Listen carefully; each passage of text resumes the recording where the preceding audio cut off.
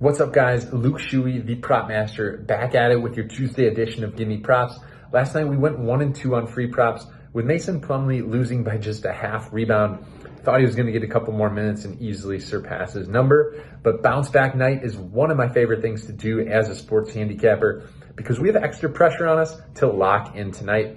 Let's tip things off as the Boston Celtics visit the Denver Nuggets, coming off a double-digit loss to the Thunder. Boston looked pretty bad at the end of that game, and they look to rebound on their West Coast swing.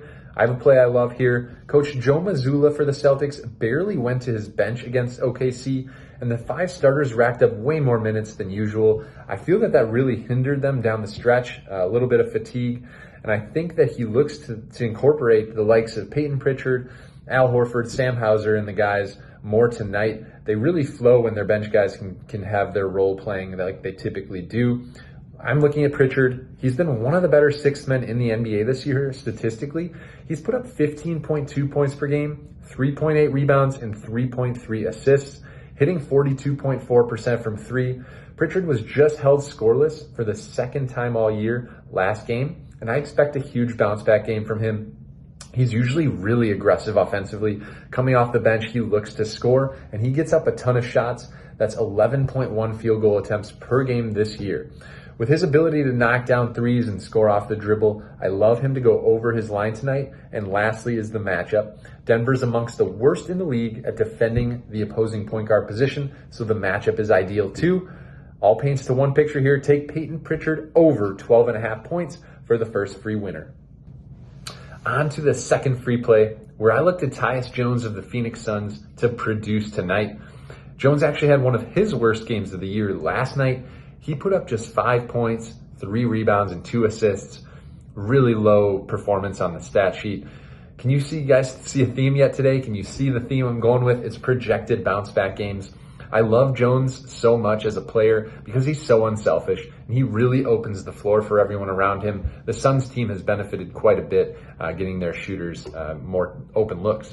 His assist line, though, has gotten deflated from recent performances to the point that I really think it's one of the best value plays you can find on the board tonight. It's sitting at under 4.5 assists.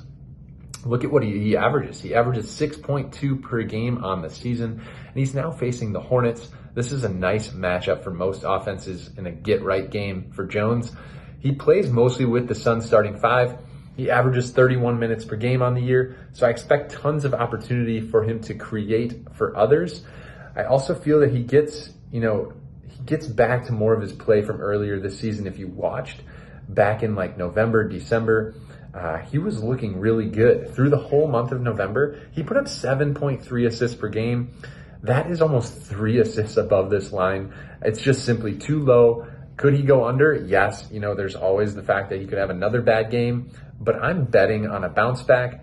And with the value here, I absolutely love it. Take Tyus Jones over 4.5 assists. Third free play here, we're bouncing things over to college hoops. Super Tuesday has a loaded college hoop slate. Biggest matchup of the night is the undefeated 14-0 Tennessee Volunteers traveling to Gainesville to take on the 13-1 Gators, who just lost to Kentucky for their first loss of the season. Both teams are extremely effective in very contrasting ways and super different styles of play. Tennessee loves to suffocate you on the defensive end.